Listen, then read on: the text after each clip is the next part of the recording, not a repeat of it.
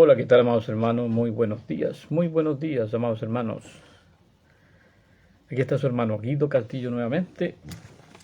Preterismo cronológico. Preterismo cronológico.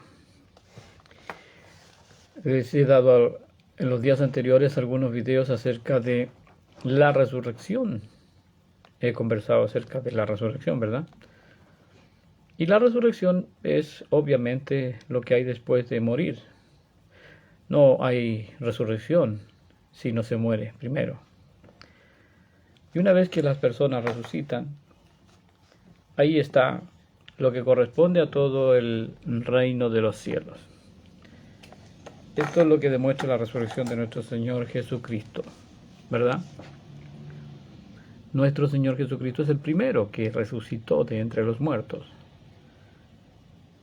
Y entonces entró la resurrección, o pasó a ser, para todos los hombres, pero en el debido orden, que significa que después de Cristo vinieron las primicias, que son los primeros cristianos que se convirtieron en el Evangelio. Obviamente les tocó a los contemporáneos de Jesús ser los primeros, porque una cosa muy lógica, muy obvia, son los que se convirtieron viendo a Jesús predicar. Entre esos están los apóstoles y todos aquellos que formaron las primeras iglesias en la primera generación. He titulado el día de hoy nuestra conversación de hoy: todo ojo le verá, todo ojo le verá. Esto está escrito en el libro de Apocalipsis, en el capítulo 1, versículo 7. Y voy a leerles desde el versículo número 1 del libro de Apocalipsis o Revelaciones. Eso significa Apocalipsis, significa revelación. Revelación. Por eso comienza diciendo así: la revelación de Jesucristo que Dios le dio para manifestar a sus siervos las cosas que deben suceder pronto. Las cosas que deben suceder pronto, y las declaró enviándolas por medio de su ángel a su siervo Juan. Entonces, Dios envió esto por medio de Jesucristo a su siervo Juan, por medio de un ángel, que ha dado testimonio de la palabra de Dios. ¿Quién? Pues Juan. Y del testimonio de Jesucristo y de todas las cosas que han visto, o que ha visto. ¿Quién las ha visto? Pues Juan. Bienaventurado el que lee, dice, y los que oyen las palabras de esta profecía. Así que esto tiene un carácter de profecía, pero siempre teniendo en claro de que son cosas que van a suceder pronto para Juan, muy cerca en cuanto a distancia de años. En pocos años más, Juan va a tener que observar todo esto que está diciendo Dios a través del ángel. Es el testimonio de Jesucristo. Esta palabra pronto, si usted va al diccionario, es algo rápido, algo cercano, no es algo extenso que no pueden ser cientos de años. Eso no es pronto. En cortos años más, en una decena de años más, eso es pronto, muy pronto comparado con todas las cosas que se escriben en las escrituras. Por ejemplo, entre Daniel y nuestro Señor Jesucristo hay unos 600 años aproximadamente. Y ya a Daniel se le dijo que las profecías que él había escrito las guardara y las sellara para el fin del tiempo. Y hemos dicho anteriormente que el fin del tiempo es el fin de la era mesiánica, de la era de la ley, es decir, de todo el periodo que hay desde Moisés hasta nuestro Señor Jesucristo. Todo ese tiempo se llama la era de la ley, el tiempo en que existía la institutriz que estaba a cargo de los hijos de Dios. La institutriz se le dice por ahí en los versículos a través del apóstol Pablo a la ley. La ley se encargó de guardar, de cuidar, de proteger, de alguna manera guiar a los hijos de Dios hasta que llegara el Mesías. Y el Mesías traía la buena noticia de que los hombres entraban al reino de los cielos y a la eternidad. También se le llama esclavo. Es como si Dios hubiese enviado a un esclavo para que cuidara a su hijo menor, a su hijo pequeño. También se le dice que la ley fue como un ayo, un esclavo, un encargado de cuidar al hijo antes que venga el padre para darle todas las cosas que va a heredar ese hijo. El pueblo de Dios de Israel es el hijo en esos términos, o bajo esos términos. Entonces estamos leyendo el libro de Apocalipsis en el capítulo 1 para llegar al versículo 7. Vamos en el 4, dice Juan, a las 7 iglesias que están en Asia, gracia y paz a vosotros, del que es, el que era y el que ha de venir. O sea, este mensaje del Apocalipsis viene de parte de aquel que era, que es el Espíritu de Cristo, aquel que es el Hijo de Dios, el Espíritu de Cristo, y el que ha de venir, el Hijo de Dios, el Espíritu de Cristo. Ese es el que ha de venir. ¿Y por qué dice que ha de venir? Porque esta carta fue escrita después de que Jesucristo ha subido al cielo a los 40 días después de su muerte y resurrección. Subió con la promesa de volver por sus discípulos, por quienes él había ungido como apóstoles, porque obviamente si él ha de comenzar un reino tiene que tener una corte que lo acompañe. Los pilares fundamentales del reino son los apóstoles. Por lo tanto, los apóstoles se quedaron trabajando aquí en la tierra en la predicación y en la formación de iglesias en ese tiempo. Entonces Jesús se fue al cielo con la promesa de volver por ellos y dijo: a donde yo voy en este momento ustedes no pueden ir. Voy pues a preparar lugar para que donde yo esté, vosotros, los apóstoles y toda la congregación de esa época, también estéis. Entonces, se les promete en el Antiguo Testamento a los israelitas ser los reyes en este reino de Jesucristo, y reinarán con Cristo los primeros 1000 años, y serán sacerdotes también del Dios Altísimo en ese reino. Por lo tanto, es lógico y evidente que tiene que venir a buscarlos, porque ha comenzado el reino. La época es esa en que todas las cosas Él las ha establecido, las establecerá en este momento, porque esto todavía es profecía en el momento que está hablando con Juan. Entonces es lógico, es evidente a través de la lectura, de que Juan está antes que sean destruidas todas las cosas del Antiguo Testamento, conversando con Juan. Por eso es que le está diciendo el ángel que van a suceder cosas pronto. Y entre esas cosas está la destrucción del templo, que es cuando cae destruido. Está la destrucción de la ciudad, cuando tiene que ser quemada la ciudad. Y también la muerte de los que habitan la ciudad de Jerusalén. Esto todavía no está sucediendo en el momento en que esto ocurre. Por lo tanto, el libro de Apocalipsis, bajo esta lectura, es antes del año 70. De lo contrario, es imposible que aparezca un ángel a decirle a Juan que pronto vendrá el Señor y le va a decir que pronto será destruida la ciudad de Jerusalén y caerá su templo y habrá un gran terremoto que no dejará piedra sobre piedra. Más adelante los capítulos, como por ejemplo el capítulo 11, ahí se menciona que un terremoto destruyó todas las cosas y murieron 7000 hombres en la ciudad de Jerusalén. Como aquí estamos comenzando el libro, está diciendo que estas cosas que le va a contar sucederán pronto. Es lógico entonces y evidente que este libro no fue mostrado a Juan después de la destrucción de Jerusalén, sino antes. Entonces en el versículo 5 dice: y de Jesucristo el testigo fiel y primogénito de los muertos. O sea, todo esto que va a hablar el ángel con Juan viene de parte del que había resucitado de entre los muertos en el año 33 y medio. Y como va a decirle lo que va a suceder en el año 70, entonces está por ahí en el medio, está esta revelación. El que ha resucitado de los muertos como primogénito, el primero que resucitó, sabemos que es Jesucristo. Dice, en el versículo 5 estoy: y soberano de los reyes de la tierra, al que nos amó y nos lavó de nuestros pecados con su sangre, y nos hizo reyes y sacerdotes.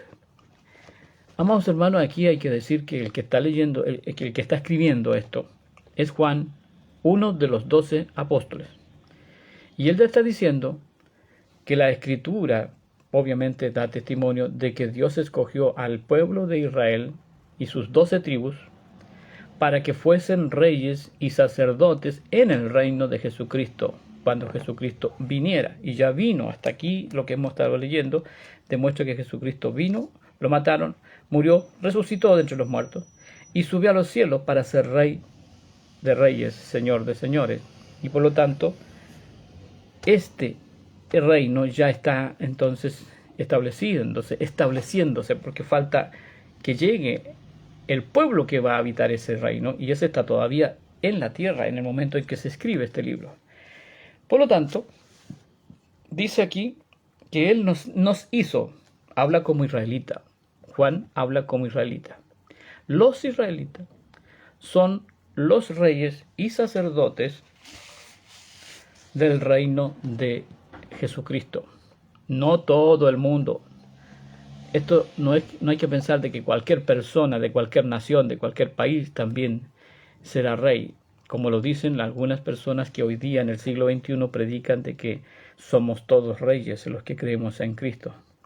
Pues aquí dice que no, aquí dice que son solo ellos, los israelitas, los que Dios preparó entonces para que fuesen reyes con Él durante todo el periodo que hay desde Moisés hasta que Cristo vino a este mundo. Por eso dije hace un momento atrás que la institutriz, la encargada de preparar y cuidar, enseñar, instruir, porque eran hijos herederos del Padre, son los israelitas. De lo contrario, si Dios hubiese querido que todos reinásemos, todo el mundo tendría que tener a esta institutriz. Pero ya sabemos que hoy día no existe sobre nosotros la ley de Moisés. Es decir, no está la institutriz en este momento en el mundo cuidando ni preparando otros reyes más, sino que ya fueron preparados los herederos del reino. Entonces, vamos en el versículo 6, dice, y nos hizo reyes y sacerdotes para Dios, su Padre, el Padre de nuestro Señor Jesucristo. A Él sea la gloria, el imperio, por los siglos de los siglos. Amén. He aquí, dice el ángel a Juan. Es el título de lo que estamos conversando ahora. He aquí que viene en las nubes, y todo ojo le verá. Y los que le traspasaron,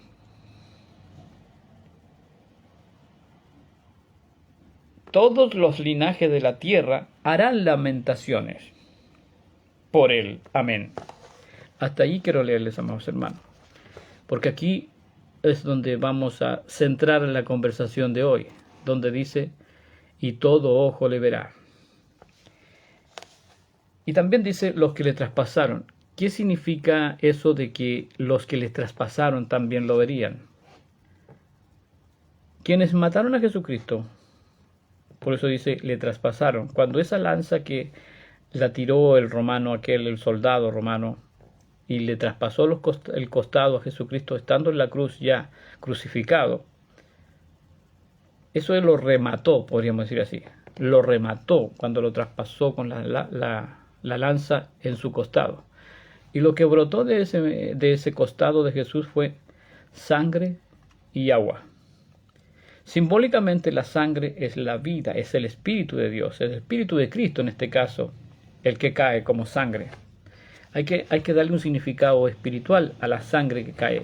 Y también hay que darle un significado espiritual al agua mezclada con la sangre que brota cuando es traspasado por la lanza que lanzó, valga la redundancia, este romano. Eso significa que del costado, ¿no es cierto?, debajo de la costilla, fue traspasado el Señor y entonces brotó algo que cae sobre la tierra. Entonces, cuando nosotros leemos el libro de Génesis y observamos el Génesis de cómo fue que se formó al hombre se había formado de barro, dice la Escritura, y después de un tiempo, cuando ya habían muchos hombres, Dios puso al hombre que había creado en un jardín llamado Edén, y dijo Dios, no es bueno que el hombre esté solo. Entonces dijo, le haré ayuda idónea, una ayuda idónea. Y de su costado, dice, sacó una costilla, y de esa costilla formó a la mujer. Entonces ahí otra vez están mostrándose figuras, porque aquello que está escrito en el Antiguo Testamento es figura de lo que había de venir. Entonces debemos interpretar, buscar símbolos que nos reflejen lo que quiso decir la Escritura en el Antiguo Testamento. Y ahora cuando vemos a Jesús que está en la cruz, y es el único que ha hecho la voluntad del Padre, va a irse al cielo solo, va a estar solo porque es el único digno de subir al cielo. Ningún otro hombre estaba en condiciones libre de pecado, ¿entiendes? Solo Jesús había hecho la voluntad del Padre. Entonces estaba solo Jesús en ese momento muriendo por todos los hombres. Y entonces estaba entrando en el jardín del Edén, en ese que está figurado en el Antiguo Testamento. Pero Dios dice, no es bueno que mi hijo esté solo, le haré una ayuda idónea. Y eso es lo que ha hecho Jesucristo con la predicación. Ha predicado a los hombres para que los hombres se conviertan a Él y formen parte de Él. Prácticamente la ha llamado como una ayuda idónea a todos los que creen en Él. O sea, ha formado una iglesia, una esposa. En definitiva, es un acompañante de nuestro Señor Jesucristo, todo aquel que cree. ¿Y con quién o con qué elemento se lava, se limpia, se deja en condiciones de acompañarlo a esa congregación que va a ser su esposa, su iglesia, su ayuda idónea? Con la sangre que brotó del costado, tal como dice la Escritura, que de un costado sacó una costilla e hizo a su compañera. ¿Ven? Que las cosas que están escritas en el Antiguo Testamento tienen un significado en los días de Jesús. Jesús está muriendo en la cruz como un primer hombre espiritual, llamado el segundo Adán. Entonces el Adán primero, que fue formado de barro, de tierra, de polvo y agua, dio también como fruto el día en que el Señor sacó de su costado una costilla para formar la mujer. Aquí en los días de Jesucristo algo muy semejante ocurre con esa sangre. Así que lo que les traspasaron fueron más bien los que provocaron que esto fuese realmente o diera origen a una compañera del Maestro, de Jesús, el Cordero de Dios que quita el pecado del mundo. Y de esta manera Cristo tiene ahora una compañera, una ayuda idónea, tiene una esposa. Entonces, los que le traspasaron no sabían lo que estaban haciendo. Jesús había dicho en la cruz, Padre, perdónalos porque no saben lo que hacen, no se dan cuenta de lo que están haciendo. El Imperio Romano entonces, al destruir a los israelitas, lo que está haciendo es entregando a la mujer a los pies del Maestro. Eso es lo que está haciendo. Los está enviando a que acompañen a Jesús al reino de los cielos. No saben lo que hacen. No saben lo que hacen. Así que hasta los romanos entonces estaban haciendo, cooperando con lo que Dios tenía planificado para los días de Jesús. Entonces, vamos a tener que mezclar las conversaciones que hemos dicho en los días anteriores. Si no se muere, nadie resucita. Y si no se resucita, nadie entra al mundo espiritual. Entonces, si Jesucristo murió, resucitó, es así como se entra al Padre, a ese universo llamado el reino de los cielos. Y entonces Jesucristo tiene que ir al cielo, preparar cosas, dice, y volver por sus hermanos, por su iglesia, por su ayuda idónea. Ya hemos conversado entonces aquí que todo aquel que ha creído en Cristo forma parte de esa esposa, de esa ayuda idónea, espiritualmente hablando. Por lo tanto, tenemos que asociar a esto que hemos conversado hoy día la resurrección de los muertos ocurrida en el año 70. El apóstol Juan en este libro nos está diciendo que el ángel le dijo que pronto iban a venir todas aquellas cosas importantes de las cuales ya hemos hablado en videos anteriores, pero que aquí todavía no llegamos a esas cosas. En el año 70 la ciudad de Jerusalén está totalmente en pie en el año 67, 68, 69. El templo también está en pie en el año 67, 68, 69. Y los habitantes son en ese momento todos los que se quedaron desde el año 67. Se quedaron los fariseos, los saduceos, los esenios y los celotes. Todos ellos no creían en Jesucristo como Salvador, como el Hijo de Dios, en el Mesías. No creían que era el Mesías, pero sí eran hijos de Abraham, hijos de la promesa. Y ellos, por haber endurecido su corazón, fueron dejados ahí por la voluntad de Dios para que fuesen muertos, igual como ellos mataban a los cristianos. Sí, los que mataban a los cristianos eran fariseos y saduceos, eran hermanos de nuestro Salvador Jesucristo y de todos los cristianos. Pertenecían al mismo reino de Israel. Y eso también está figurado en el libro de Génesis, cuando Caín mató a Abel. Eran hermanos esos dos. Caín mató a Abel. En los días de Esaú, el hijo de Jacob, nació primero Esaú y su hermano Jacob nació en segundo lugar. Luego, cuando tuvo que heredar la primogenitura Esaú, Dios cambió las cosas y la madre de Jacob puso primero a Jacob ante su padre para que fuera bendecido con la primogenitura. De esa manera se pelearon los dos hermanos, ¿cierto? Esaú quiso matar a Jacob, lo persiguió, no lo hizo, pero lo persiguió. Entonces, esta enemistad entre los dos hermanos muestra que en los días de Jesucristo también habría una enemistad entre dos pueblos, porque está reflejándose con estos personajes de que en el mundo entero hay dos pueblos que están en enemistad, están de enemigos, que son los paganos, es decir, todas las naciones no israelitas, en contra de los elegidos y escogidos como el pueblo de Israel, que son los israelitas. Entonces son figuras en el Antiguo Testamento todas aquellas enemistades. Bueno, cuando viene Jesús, lo que hace es reconciliar entonces. ¿A quiénes? A las figuras primero, es decir, a los israelitas entre ellos. ¿Qué pasaba entre ellos? Que los que vivían en Jerusalén estaban como enemigos de los que vivían en Samaria. En Samaria estaba el reino de Israel, con 10 tribus, y en Jerusalén estaba el reino de los judíos, con Benjamín, que es la tribu de Benjamín, y con la tribu de Judá. Estos eran hermanos, como dije antes. 2 y 10, total 12. Entonces, los reconcilia el Señor en él, en su fe, o sea, por medio de la fe. Predica a ambos de que Él es el Salvador. Él es el que está escrito en las profecías como el Mesías de ellos. Así entran entonces tanto los judíos como los samaritanos. Pero como esos símbolos todavía sigue siendo símbolo, está reflejando que los gentiles o los paganos que están figurados con los israelitas, que se parecen a los israelitas, porque los israelitas se comportaron como gentiles. Entonces, está diciendo la Escritura que los paganos y los israelitas van a reconciliarse después de que todas estas cosas sean cumplidas, es decir, después de la segunda venida de Jesús. Ahí en el mundo no va a haber ninguna diferencia entre judío y griego, entre un árabe, un israelita o un norteamericano, un ruso. Es decir, el Evangelio es para todo el mundo. El mismo mensaje que salva entonces a los israelitas que están divididos en dos reinos, va a salvar al mundo entero que está dividido en dos clases de seres humanos.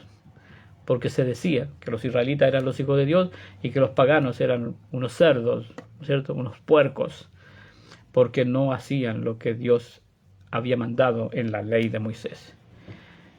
Se dan cuenta que todas estas cosas hasta el día de hoy, todavía hay gente que no comprende bien el plan de Dios. El plan de Dios era reconciliar al mundo entero. Entonces, en este capítulo 1 de Apocalipsis, y en el versículo 7, está diciendo que todo ojo vería a Jesucristo venir en las nubes del cielo con poder y gloria. Y si el advenimiento de Cristo es en un momento de la historia, se refiere entonces que la gente que existe en ese momento es el que le tiene que ver. Es imposible que una persona que va a nacer después, 2 generaciones después, o 1 o 3 o 4 generaciones después, tenga que estar en el evento del advenimiento de Cristo, ya que el advenimiento de Cristo es en un día, en un solo día. es en el último día de un número de 1305 días, anunciados por Daniel, el profeta, que muestra todo el libro de Apocalipsis. Entonces, el evento de la segunda venida de Jesucristo es al final de la gran tribulación, como también la gran tribulación es al final de la primera generación.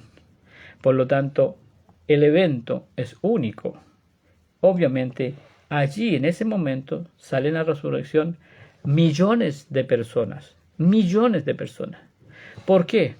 Porque se tienen que juntar desde Adán hasta Jesucristo y hasta el año 70. Entonces la cantidad es grande. Y vamos a ver que en el libro de Isaías dice el Señor algo muy interesante con respecto a este día. Un día como nunca había sucedido antes. En Isaías capítulo 66 había profetizado el Señor acerca de aquel día de la segunda venida de Jesús, en donde nacerían millones y millones de personas. Nacerían porque saldrían de entre los muertos. Esa resurrección es como un nacimiento nuevo. Entonces dice: oíd palabra de Jehová, vosotros los que tembláis a su palabra. Esta es una palabra que vino por el profeta a Israel unos 600 años o más antes de Cristo. Vuestros hermanos que os aborrecen y os echan fuera por causa de mi nombre, dijeron: Jehová sea glorificado, pero él se mostrará para alegría vuestra, y ellos serán confundidos. ¿Qué estaba diciendo yo? Que habían hermanos que no querían nada con los cristianos. Eran hermanos, fariseos, saduceos, sacerdotes, habían ahí, el sumo sacerdote Caifás, por ejemplo, Anás, estaba entre el grupo, en el grupo de los que no creían en Jesús, y era israelita, era judío. Por lo tanto, ahí tenemos a unos personajes que comandan a todo el ejército que se fue en contra de los cristianos y que terminó matando a los cristianos en la primera generación. Entonces, vuestros hermanos, dice, que os aborrecen y os echan fuera por causa de mi nombre, dijeron: Jehová sea glorificado, pero él se mostrará para alegría vuestra, de los que mueren. Y para ellos será confusión, los dejará confundidos. Por lo tanto, en los días de nuestro Señor Jesucristo, eso precisamente ocurrió.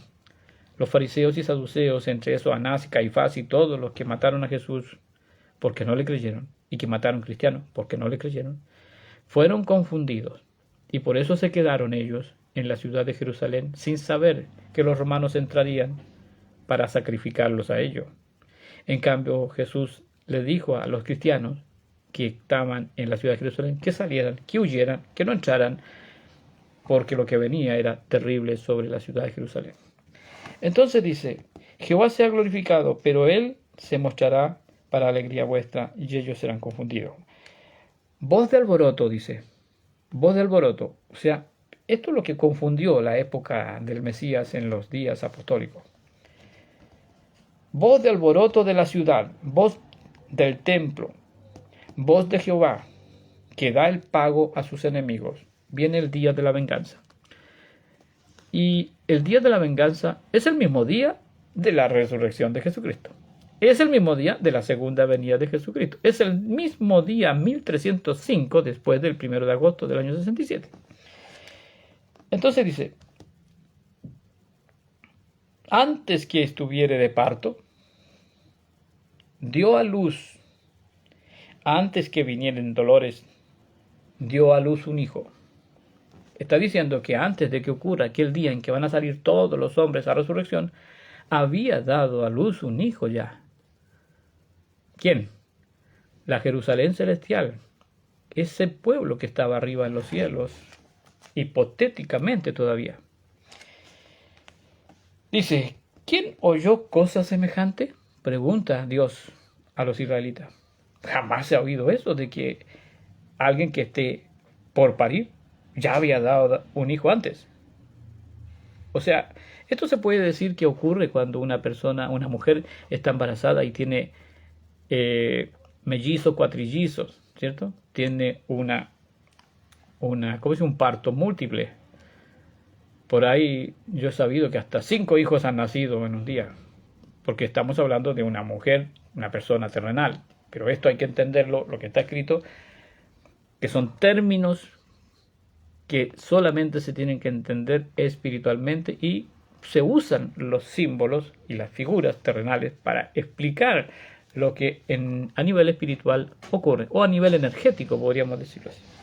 Entonces dice, ¿quién oyó cosa semejante? ¿Cómo era posible que, estando embarazada una mujer, ¿no es cierto?, diera un hijo primero y después va a dar otros hijos? Pero o sea, sí, eso ocurrió. Y si eso ocurre en una mujer, hasta el día de hoy, eso ocurrió espiritualmente en la ciudad de Jerusalén. Entonces dice, ¿quién vio tal cosa? Dice Dios, pregunta Dios. ¿Alguien ha visto esto alguna vez? ¿Concebirá la tierra un día? Ahora se pasa a dar a entender cosas espirituales. El Señor ya no está hablando de que si alguien vio a una mujer parir 2 veces, sino, ¿alguien vio esto que le haya ocurrido a la tierra? ¿Nacerá una nación una sola vez? Ahí está preguntando Dios lo que va a hacer. Él sabe que es posible, pero el hombre no sabe. Entonces está diciendo, ¿han visto ustedes que en un solo día pueda nacer una nación? Obviamente que nunca, nadie ha visto cosas semejantes. Por eso está haciendo estas preguntas el Señor, porque Él lo va a hacer. Entonces dice, pues en cuanto a Sión, ahora dice lo que corresponde a lo verdaderamente espiritual. En cuanto a Sión estuvo de parto, Sión es un lugar espiritual ubicado en la ciudad de Jerusalén. El monte de Dios está ubicado. Espiritualmente significa en el otro nivel, o al paralelo al mundo terrenal, en las cosas espirituales que son invisibles. O sea que puede haber en una ciudad otra ciudad. Eso es posible, porque dentro de mí, que soy yo Guido, hay otro Guido, pero soy uno con él. Entonces dice, yo que hago dar a luz, ¿acaso no puedo hacer nacer? Dice, yo que hago la luz, es decir, dar a luz, ¿no haré nacer? Dijo Jehová. Yo que hago engendrar, ¿ve? Yo que hago engendrar, ¿impediré el nacimiento? Dice tu Dios. Alegraos con Jerusalén y gozaos con ella, con la ciudad de Jerusalén, todos los que la amáis. Llenaos con ella de gozo, todos los que os enlutáis por ella, para que maméis, dice, maméis, y os saciéis de los pechos de su consolación, para que bebáis y os deleitéis con el resplandor de su gloria. Porque así dice Jehová, he aquí que yo extiendo sobre ella paz como un río, y la gloria de las naciones como torrente que se desborda. Y mamaréis en los brazos, y seréis traídos, y sobre las rodillas seréis mimados, como aquel a quien consuela su madre. Así os consolaré yo a vosotros, y en Jerusalén tomaréis consuelo. Entonces, amados hermanos, es posible esto que dice aquí, y es lo que precisamente hizo Dios en la ciudad de Jerusalén. En un solo día hubo el nacimiento de toda una gran cantidad. ¿Qué es una nación? Es un pueblo que era, el número dice que fue como las estrellas, inmensamente grande, igual que el número que al final del tiempo, si sumamos las iglesias y todas las naciones de los gentiles, también va a crecer como la arena del mar en cuanto al número. Así es que en aquel día de la resurrección de los muertos, todos los que le resucitaron en aquel día, los que nacieron aquel día para la nueva vida, todo ojo le verá. Es ahí donde se tiene que interpretar esta frase que está escrita en el libro de Apocalipsis capítulo 1 versículo 7. Ya que Jesucristo lo está diciendo ahí en el libro de Apocalipsis, cuando Él vuelve en su segunda venida es cuando todo ojo le debía ver, pero para eso no podía ser posible si las personas no hubiesen estado muertas primero y hubiesen resucitado. Así es que los que estaban en el Seol desde Adán hasta el año 70 salieron a la resurrección y le vieron al Mesías venir en las nubes del cielo con poder y gloria. Y los que estaban muertos recién desde el año 30 hasta el año 70 también le vieron, fueron los primogénitos, entre comillas. Y los que murieron al instante mismo en que Jesucristo estaba viniendo en el día 1305, obviamente también le vieron. Y a partir de ahí en adelante, todos los que van muriendo le están viendo. ¿Ve? Pero aquí está escrito sobre el acontecimiento, el evento de la segunda venida. Por eso hay que, en el contexto en el cual está escrito, todo ojo le verá, es en el advenimiento de Cristo.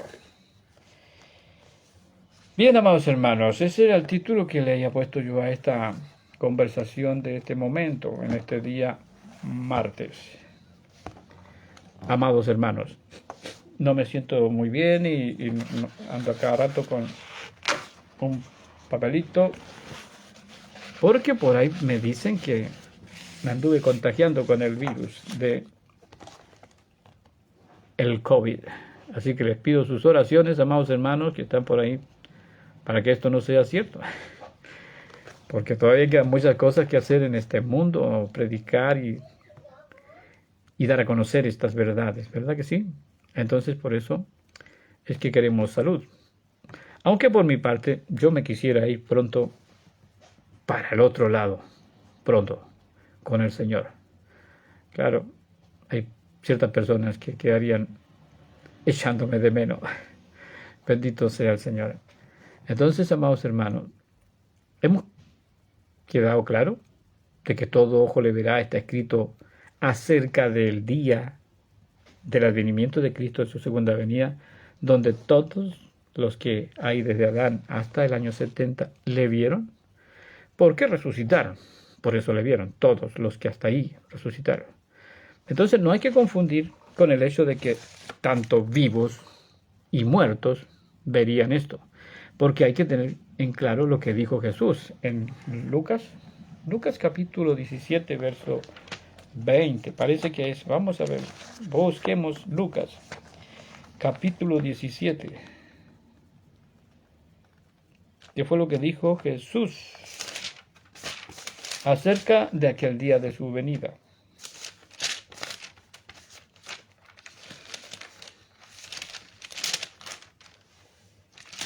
Uy, que cuesta hoja por hoja. Ya. Jesús dice así. Preguntando por los fariseos preguntando los fariseos, ¿o no? Preguntado.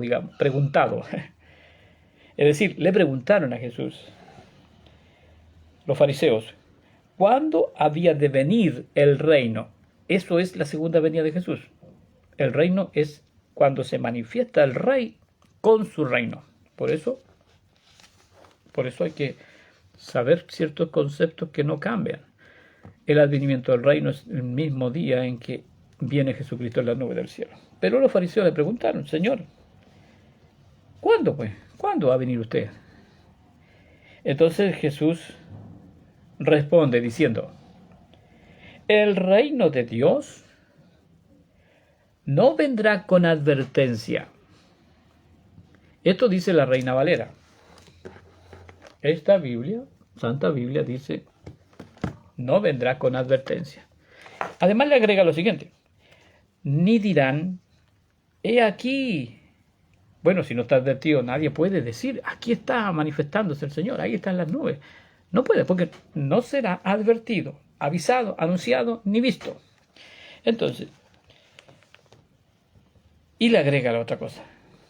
Y dice, porque he aquí, el reino de Dios está entre vosotros, en medio de nosotros. Es decir, en medio de aquellos que hicieron la pregunta, ya estaba el reino de los cielos.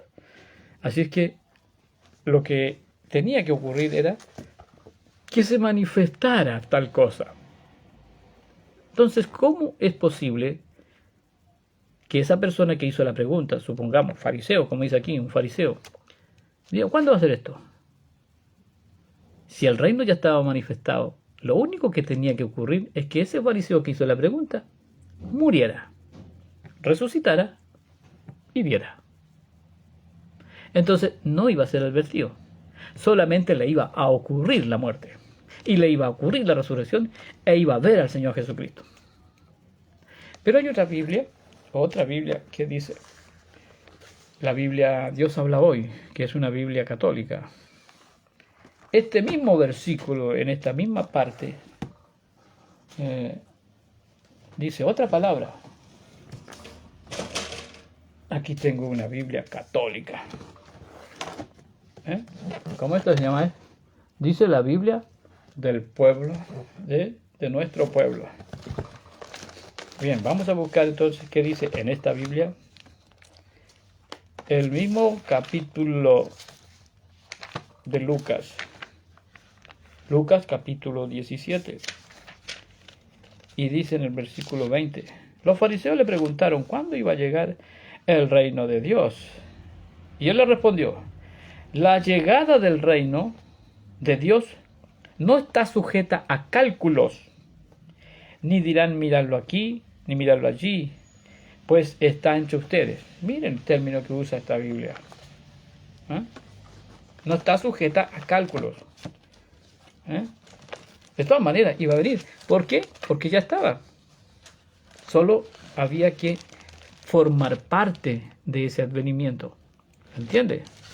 No se puede decir que va a venir más allá, porque los que están por participar en esa segunda venida están ahí, son los fariseos y son los saduceos. Ellos tienen que participar. Entonces, ¿qué es lo que esperaban ellos? La muerte. Y ahí, si la muerte solamente les permitiría ver esa llegada, ¿acaso alguien sabía el día que iba a morir? Nadie sabía, solo Dios el Padre. Entonces algunos morirían antes y otros después y otros en el mismo momento. Eso sí que lo dijo Jesús. Lo dijo claramente. Hay algunos de los que están aquí que morirán justo en el día del advenimiento del reino. O sea que habrían otros que morirían antes y morirían otros después, pero algunos justo en el mismo momento del advenimiento. Porque el reino de los cielos estaba ahí en medio de ellos. Entonces, ¿cuánto faltaba para que le viniera? Solamente una generación, pues. Eso es lo que está diciendo, en otras palabras, nuestro Señor Jesucristo. ¿Ven?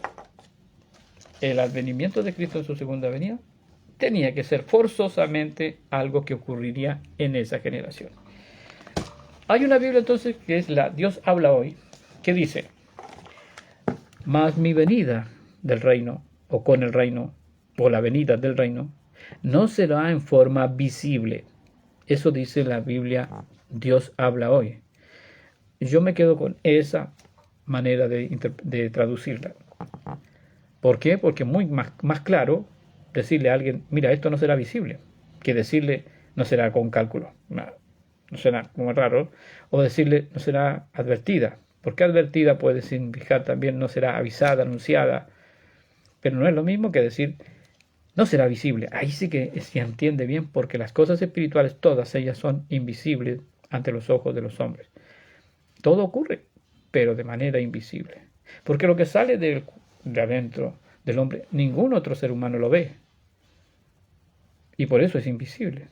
Entonces cuando Jesucristo expiró en la cruz, nadie vio cuando bajó de la cruz y se fue a predicar abajo. Nadie lo vio eso. Sin embargo, eso ocurrió. Y al tercer día salió de entre los muertos. O sea, ¿qué hizo debajo? Predicó, dice la Escritura, dice Pedro. Predicó, o sea, fue a hacer su trabajo. Y su trabajo era anunciar que había llegado la hora en que los hombres entrarían a la eternidad, al reino de los cielos. Bien, amados hermanos, Dios les bendiga y Dios les guarde hasta la próxima. Amén. Hermano, ahí saludo al hermano Emanuel Lyon, a la hermana Marcela Aban, y hay otros más.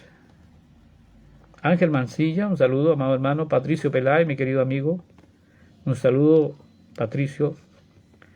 ¿Y qué más? A ver, bueno, está también Ángel Mancilla. Ok. Saludos, hermanos, y para la próxima estaremos conversando de otro título tan interesante como esto que hemos conversado hoy día. Todo ojo le verá. Está en relación a todo lo que ocurrió en el año 70.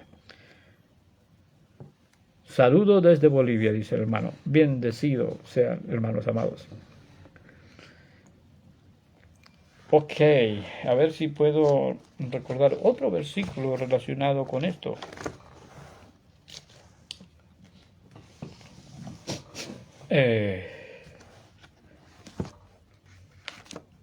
Apocalipsis capítulo 20. En algún momento voy a hablar del capítulo 20, amados hermanos, donde dice que aquellos que resucitaron, o sea, toda esa cantidad de gente que salió a resurrección espiritualmente, entiéndase que la resurrección no es como la resurrección de Lázaro.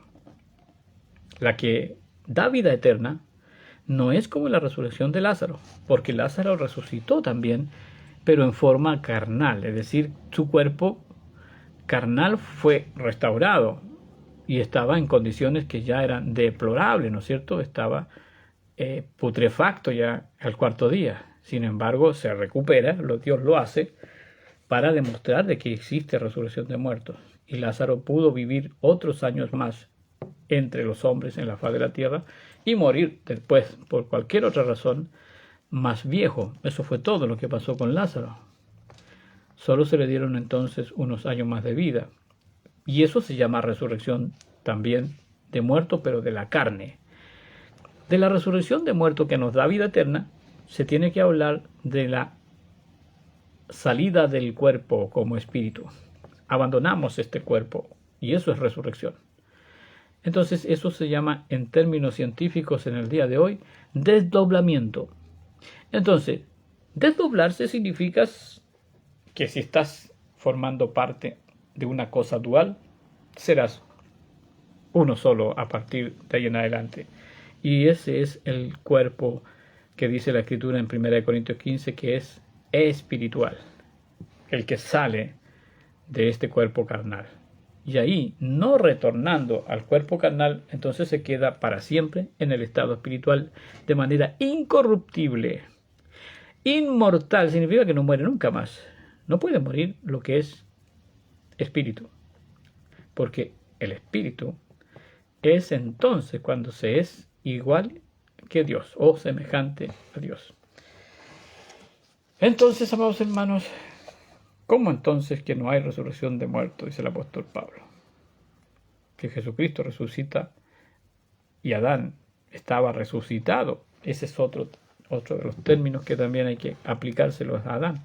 Cuando estaba en el Seol estaba resucitado, pero volvería a resucitar, o sea, trasladado otra vez desde el Seol a la gloria de Dios. Eso también es una resurrección. Así que resurrección es un traspaso de un estado a otro. Y si ustedes han puesto atención a lo que han oído de las Escrituras, dicen que hay 3 cielos, o Juan fue al tercer cielo. Eso de que Juan fue al tercer cielo es como decir que fue al futuro, porque fue a donde todavía él no iba. Él fue antes del año 70 al tercer cielo y después vuelve para después esperar a Jesucristo en su segunda venida y volver al cielo. Entonces, él fue al futuro, vino y después definitivamente pasó a su presente en ese momento cuando ya está entre los que son resucitados. En este momento nosotros estamos hablando de algo que es futuro. Para nosotros todavía no ocurre, por lo tanto es nuestro futuro. El mismo que es presente para los apóstoles, para nosotros sigue siendo futuro. ¿Por qué? Porque está para el día de mañana. Mañana yo estaré en la presencia del Señor, todavía estoy aquí. Así que como dice en 2 Corintios el apóstol Pablo, el que está en carne, aquí, ausente está del Señor. Estamos ausentes. Espiritualmente estamos presentes, pero eso es por la fe. Después de muertos y resucitados estaremos realmente en la presencia del Señor. Bien, amados hermanos, nos vemos más adelante. Dios les bendiga y bendiciones.